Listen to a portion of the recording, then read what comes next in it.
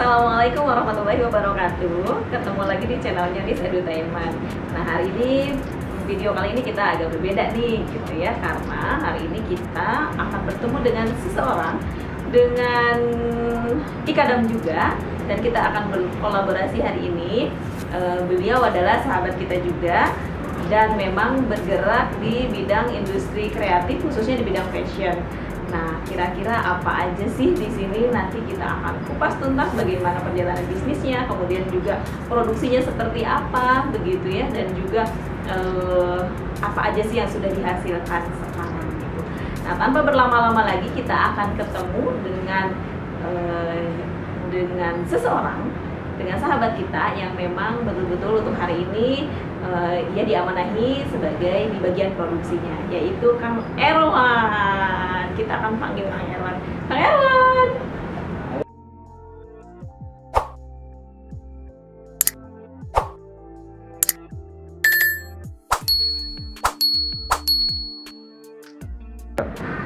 Assalamualaikum Kang Erwan. Waalaikumsalam. Alhamdulillah, gimana kabarnya nih hari ini? Alhamdulillah, tempat lagi. Alhamdulillah, luar biasa ya. Walaupun di luar hujan tadi ya, cuaca hujan, namun alhamdulillah kita bisa bertatap muka di sini, bisa bertemu, mau ngobrol-ngobrol sedikit nih Kang Erwan ya. Ya, oke, nih sedikit nih bocoran sebenarnya. Kang Erwan ini adalah teman seperjuangan. Perjuangan sama-sama satu sekolah, kemudian juga kita juga kuliah di fakultas yang sama, kemudian juga jurusan yang sama, begitu ya. Nah, untuk hari ini lulusnya sama nggak ya? Sama, kita barengan kalau masalah lulusnya ya. Oke, barengan juga, dan alhamdulillah ternyata beliau memilih jalur untuk berbisnis ternyata gitu ya. Nah, ini pertanyaan mendasar nih Kang Erwan. Kenapa sih milih bisnis? Khususnya bisnisnya fashion lagi gitu ya. Kenapa sih? Jadi awalnya memang karena awal saya tidak mau bekerja di belakang meja. Padahal malah dulu dari orang tua sendiri suruh beres kuliah nih.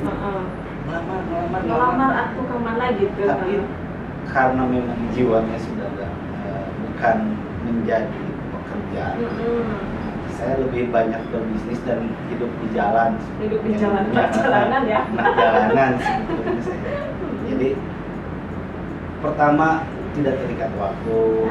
Pengennya yang fleksibel aja gitu ya, nggak suka yang terikat waktu.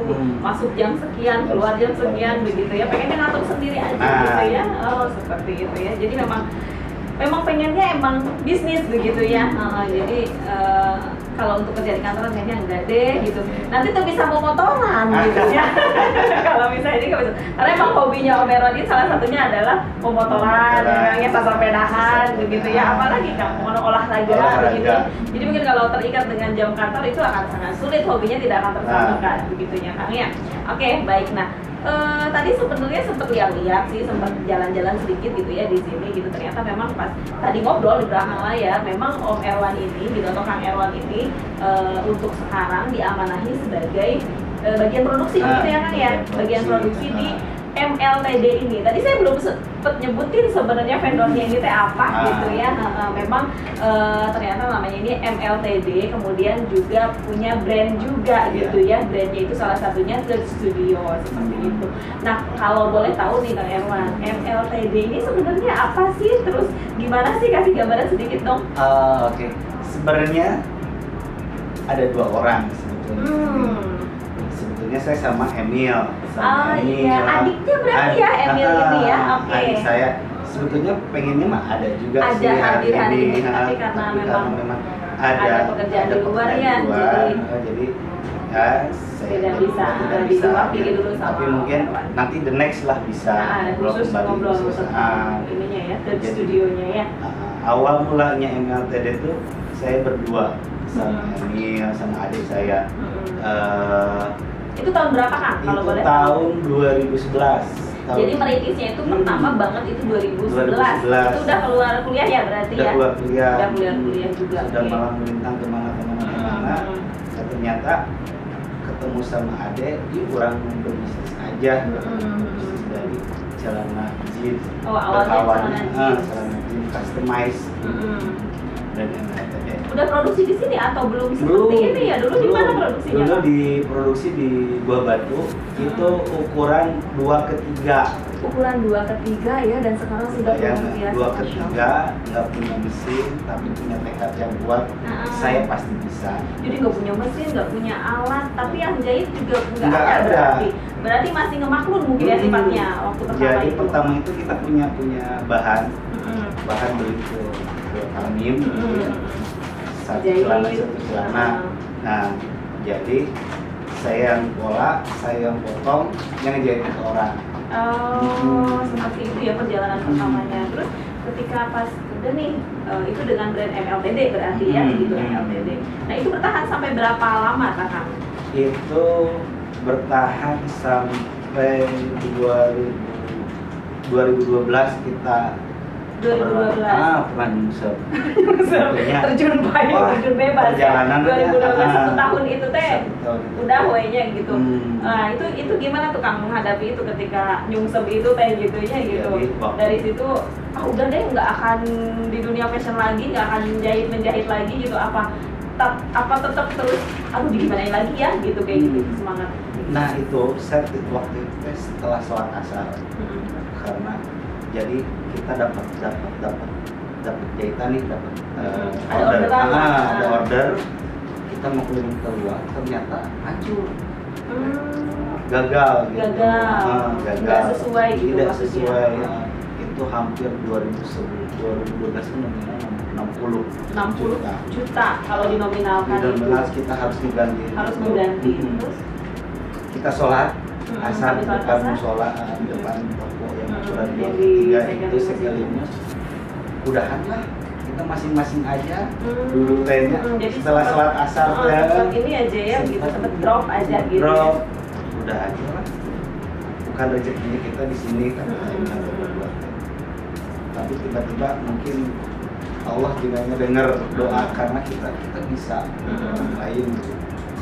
Ketemulah sama orang gitu. Ketemu orang ya gitu. Nah, terus orang pun juga dia nggak punya modal.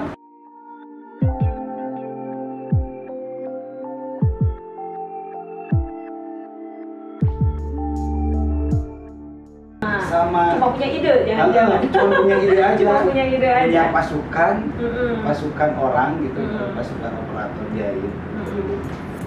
Nah, ayo saya punya mesin. Iya punya mesin. Punya mesin. Dia punya orang. Punya SDM. Kita punya ada mesin. Udah ketika itu udah ada mesin. Gitu. Oke lah, mulailah memaklun gitu, maklun di Cooper.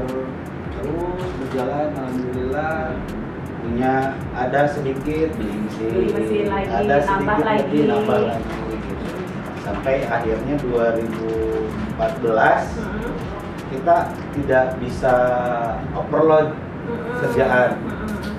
Kita nyari, alhamdulillah dapat tempat dan bertahan sampai hari ini ya gitu. Oke. Alhamdulillah ya, berarti perjalanannya cukup panjang gitu. Sekarang sudah 2021 ya, luar biasa, berarti sudah berapa tahun ini perjalanannya ya MLTD ini. Nah, sebetulnya dari perjalanan panjang itu ada sosok atau orang yang sangat berpengaruh nggak sih di mata Kang Erwan sama Kang Emil gitu ya? Kang Emil yang nggak ada gitu, kan ini berjalannya bisnisnya bareng-bareng ya gitu, dua saudara gitu ya, dua saudara ini. Siapa sih yang paling berpengaruh? Sebetulnya sosok yang bisa menyemangati sampai hari ini adalah almarhum bapak saya. Almarhum bapak ya. Almarhum bapak. Karena beliau juga awalnya tailor. Dulu bapak tuh tailor. Iya. Itu dari mana ke mana tuh Kang? Tailornya yang pas di pasar, yang dari awal dari mulai banget. Dari pasar, dari Lodaya dulu, Lodaya, Palasari, dari Palasari, kemudian dikasih sampai ke Batu, yang Second Lubis itu. Dan dari hasil itu terus semua saya, adik dan kakak bisa bersekolah.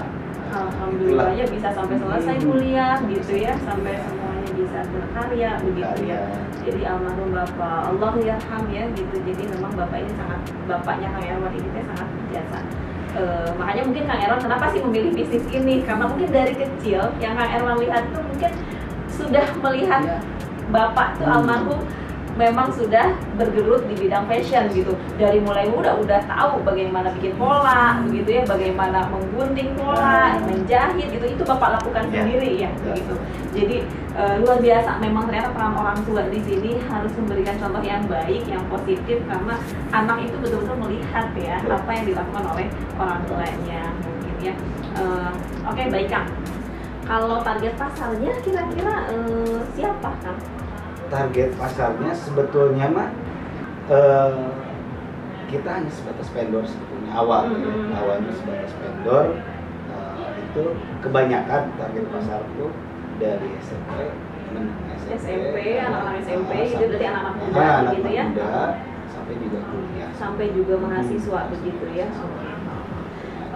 Tapi tidak menutup kemungkinan dong gitu ya, bisa dipakai laki-laki perempuan juga mungkin ada beberapa yang bisa dipakai sama laki-laki dan perempuan juga ya gitu. Ini tadi saya sempat lihat juga gitu ya, untuk bisa jadi seperti ini tuh kan berarti butuh proses yang sangat panjang mungkin ya Kang Erwan ya. Boleh diceritain sekilas aja gitu ya, untuk bisa kayak gitu tuh harus masuknya kemana aja sih, maksudnya bisa jadi baju gitu ya, bisa jadi prosesnya itu gimana?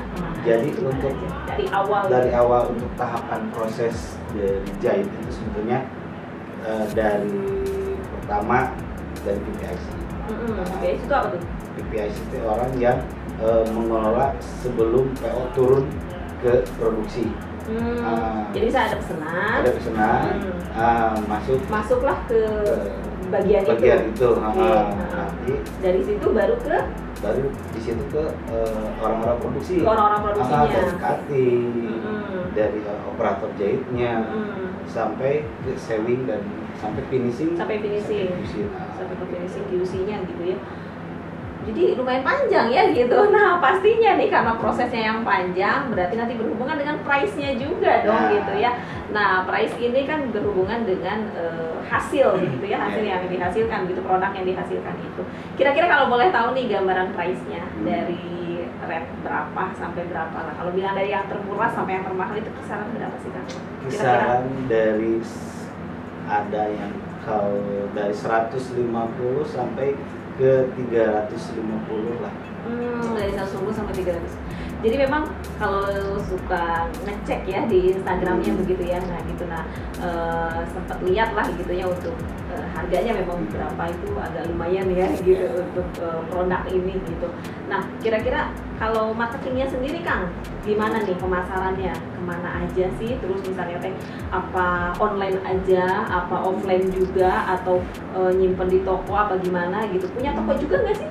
Kalau untuk brand sendiri nggak ada toko, jadi murni penjualan itu di online aja, online shop ya. Oke, kalau di online berarti kan memang betul-betul memaksimalkan digital marketing ya gitu, digital marketing. Ini salah satunya Instagram, Facebook dan segala macam. Kalau boleh tahu Instagramnya apa Kang? Boleh. Kalau Instagramnya untuk brand sendiri, itu di Third Studios. Oke, di Third Studios itu ada semua produk segala macamnya ada di sana, tinggal pilih begitu ya. Terus kalau marketplace-nya gitu, maksudnya ini online-nya tuh apa? Toko online-nya di apa aja? Tokopedia sama di Shopee. Shopee juga sudah ada. Oke, nah jadi memang lebih memudahkan ya kalau untuk online ya, kita nggak harus jagain toko begitu ya gitu. Tapi tetap harus ada orang yang standby ya untuk memantau itu semua. Nah kira-kira kalau sekarang nih di masa pandemi ini, Pak Erwan, untuk pemasaran masih relatif stabil ataukah mengalami penurunan atau gimana? Atau bahkan meningkat mungkin karena menjelang Ramadan? Kalau di brand sendiri masih ya standar lah ya, karena memang mungkin tapi untuk melihat tahun sekarang, kalau diproduksi ya, diproduksi untuk tahun ini lumayan meningkat. Justru meningkat lah ya. Dan ketimbang tahun kemarin. Ketimbang tahun kemarin ya pas awal banget pandemi ya, awal banget pandemi. Oke. Oh gitu. Jadi sekarang alhamdulillah meningkat ya. Meningkat sampai malah sekarang saya udah tutup PO.